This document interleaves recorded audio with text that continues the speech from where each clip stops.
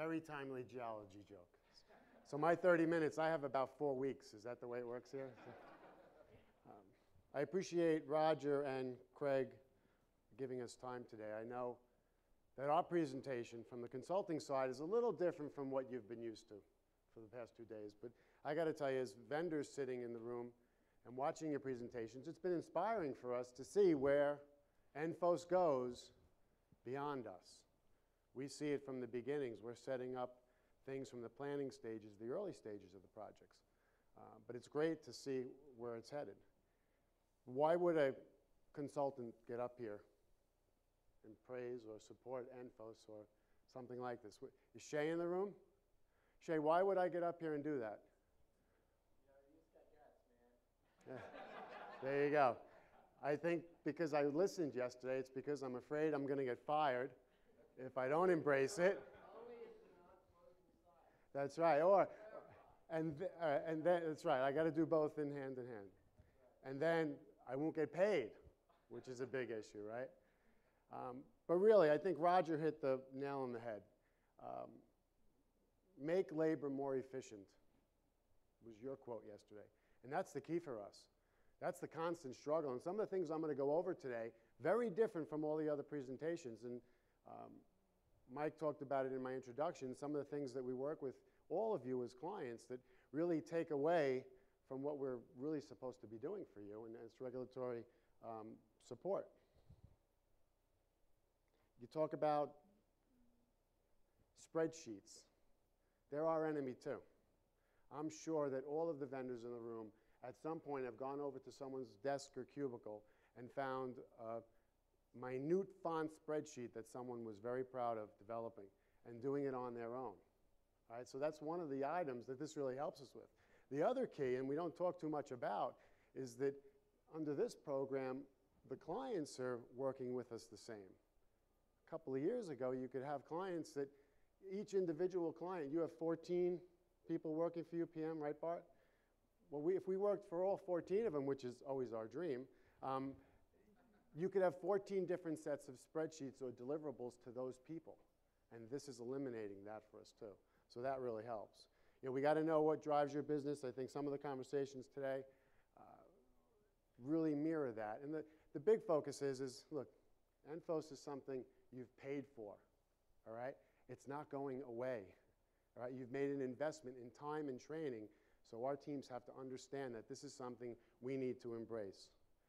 I'm going to go back to Shay again, and he talked about his love for strategic sourcing. That's right, Shay. Well, I feel the same way. I'm not a big fan of it. I think any vendor in the room, it's tough that we have to work with those groups. I like it. Strategic sourcing is a great way to put it, procurement. The vendors have some other words for the group, but we'll wait on that. But, you know, what that group does, and I think working within ENFOS for all of you, there's auditors that come in. There's auditors who follow how our contracts are managed. And one of the slides I'm going to show is how really developed some of the contracts have gotten over the last couple of years. Really diverse, very challenging for our employees. Two big words in the industry now, controls and administrivia, all right? Both go hand in hand. The controls that you've now put in place over the last 5 years to manage your contracts have really put a lot of challenges and trip zones for our staff when the auditors do come in. If we're tracking email approvals and someone forgets to save that in a file, well, that DOAG is not there. So having it within programs like ENFOS is really a key for us. What I'm going to focus on primarily with these 5 points, and very rarely do I have so many clients in a room and we haven't touched on health and safety to this point, so I'm going to touch on that just a little bit. From a consultant's perspective, just so you see how much time and effort goes into some of the things, I threw up there, somebody did bring it up, you know, one of the improvements over the last 5 to 10 years is the security focus within HSE. It's not just HSE anymore, but our teams are really focused on whether they work on terminals, pipelines. There's another whole item there. Improved focus on subcontractor management. Again, another outfall of your contracts that have really gotten quite complicated for us and some of the flow down that we have to follow. increased focus on master service agreements, increased focus on contractual tools, and then some of the IT applications. I have, of course, that's why I'm here, to talk about that part. So, just a little bit about GES. 25 years in existence for the oil and gas industry. We've seen a lot of change over those 25 years. Not only the fact that our employees are wider spread across the country, but they're doing different things. They're challenged, much more challenged than they were in the beginning.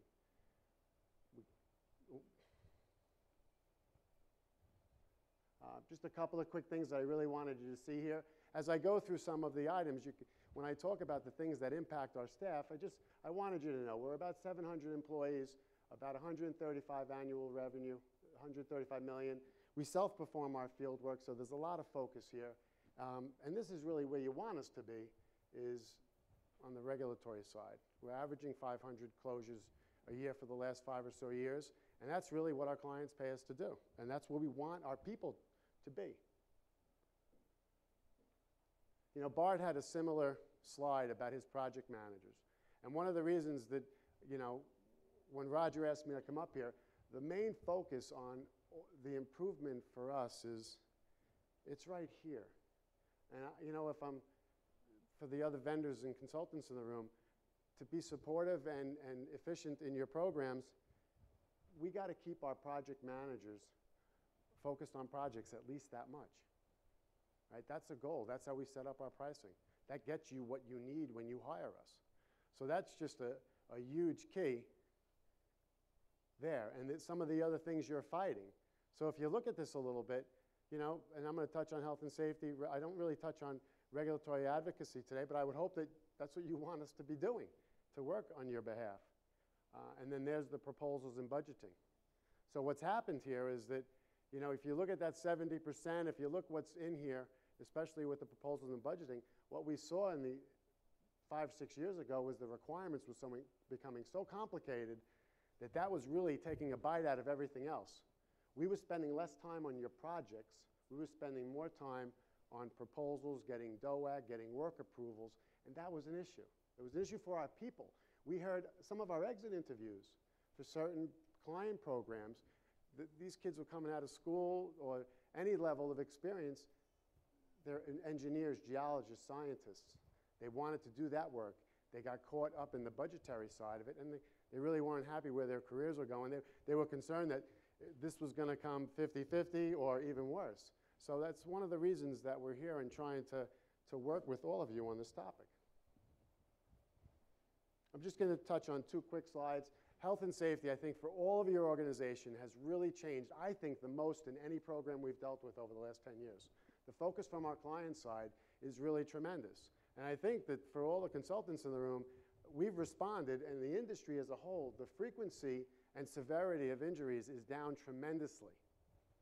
All right? But there is a commitment towards that and a time commitment that really helps all of us. You know, I touch on this because if there was, I understand your roles within your organizations, and probably some of you have HSSE and spend and budgetary and all that, but our people have such a focus on this to follow through with you. And if we're in meetings and someone's been hurt, it affects all of us. And just a quick thing here, where we've come from, we're an LPS licensed company. We've been for about 6 or 7 years now. Just what we're doing here, this is where they spend a lot of their time. These are conversations that 10 years ago we might not have been having. Unfortunately, someone had a near loss. We didn't discuss it. The LPOs. So they're working here to avoid the stuff up here, all right, and tracking it like we never did before. So just again, something that's going to steal away your time from the project side. I just shared this quick lesson with you. This came across my desk about 2 or 3 weeks ago, right before we did the presentation. And you can see on the slide here, we had an injury right here. Now, this was a geologist working out of Minnesota. He was cutting a sleeve from a geoprobe sample. And the knife slipped, and he just really, he was wearing the proper PPE, but he just nicked his finger. Just enough, bad enough for a Band-Aid. So it's a first aid, right? So he shares that with his management. They share it with corporate. We share it with clients. We shared it, actually. It went to some other, I sent it over to your company. It went around a little bit. But the point is that from a health and safety perspective, and that's the tool he should have been using, when we found out in this investigation, he was using a retractable blade knife that has a button on it that when you push, it doesn't retract. So the joke is, when is a retractable blade knife not retractable?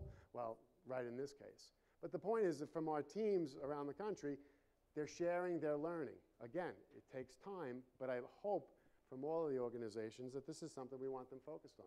There's a lot of lessons learned. I think 10 years ago, he would have taken his glove off, put a Band-Aid on, moved on, and there would have been nothing shared through our organization and all of your organizations. Subcontractor quality programs. You know, you look in the last, this was probably 10, 15 years ago. You look up here now, the full ownership that's come to us under the contracts. And I only put this up there because I like the fact that they left the question marks in too. But the reason I put this up there is because of your contracts, we have complete flow down of all your contractual requirements now. So we're managing them at a level that we never did. Again, another pull from our project managers, and another reason why I really want to focus them on using the right tools. But you talk about insurance, drug and alcohol, health and safety training, and all things. We, as a company, we have 600 or 650 approved subs on our database that have gone through a rigorous criteria and system process that this has been a big benefit to you and for us. But again, we're trying to help them, help the project managers stay on the projects. Some of the strategic sourcing friends come up with some pretty new contracting alternatives. Again, something that has pulled some of our PMs out of the work that you really need them to do. But, you know, we agree with some of this. We think a lot of these alternatives have put things back in their place. You look at some of the contracts up here, the cost of closure, liability transfer. I mean, I think right now in the industry, that's being split up a little bit and is two separate. You can do cost of closure, you can do transfer of liability. But you can see here, it's balanced risk, balanced up and down, risk and reward for us. Again, with the constant focus to make sure our clients are getting what they need and our teams are able to do what they need to do. Managing projects in the controls era, which we think is the last 5, 6 years or so. You know, meeting MSA requirements, appropriate utilization of staff, appropriate management of rate schedules. These are all things near and dear to you, especially to your auditors. Managing contract terms. We have to make sure we're using the right people. Managing budgets and life cycles. A lot of talk about life cycles over the last 2 days. With some clients, we are privy to that information. For some clients, we help them set it up. We don't know what they submit, that's fine. But at least we're part of the process, and I think it's key for the consultants to be part of that. On the invoicing side, justifying T&M, a lot of scrutiny. I think Mike, you're going to talk a little bit about that later, and some of the discussion I just heard from Roger in here about how we manage that. Incorporating unit costs in and out of scope. These are all things that auditors come into our organization, and if the contract says a certain level person or some task has to be completed in that unit and we build it, well, it's something to quality assure, and I think we need to manage much better. Managing change order requests, big challenge for us. If we don't want this process to slow our work down when we're out in the field. Managing each client's DOAG process, probably one of the biggest issues. Again, like I said before, if a client is not using ENFOS and we're emailing them proposals and we're waiting for a proposal back, if that project manager or someone in our organization does not keep a copy of that, when the auditors come in, we worked out a DOAG, which is an issue. The advent of very detailed program scorecards. Over the last 10 years, we've seen these go down to levels that are surprising, but have aligned our teams with yours to a new level, which is great. IT improvements. So this is some of the items that, you know, we have the same thing, and I had this slide completed before I saw some of your slides yesterday. Replace spreadsheets. We had to do that across our company. Improve data quality, deliverable quality, project management, control of work, and efficiencies. We had to get that going throughout our organization. Some of the programs touch hundreds of projects. Some of the programs can touch 1,000 projects for us, and we have to be in control of it. IT operations, development of full-featured systems tailored to our work environment. We had to do some of that internally, but we're glad now that it's coming down from the other side. We didn't want to be the ones. This was not when this first came across our desk, it's not something we wanted to do, right, Roger, back in the old days? We wanted to manage sites. We wanted to evaluate a site conceptual model for you and evaluate the site to closure. That's what we do best. And then integrate, communicate with our clients' applications. And I'm sorry, I didn't introduce Wade when I got up here, but Wade Ewing, he's the guy who makes that work for us. He understands how this happens. So some of the things that we've done over the past couple of years, just to start, I think probably about the time when Roger was coming over and starting his new career in this, we had seen the same issues coming from many, many clients. So again, this was not something that we wanted to do, but something we needed to do to support your goals and where you were headed.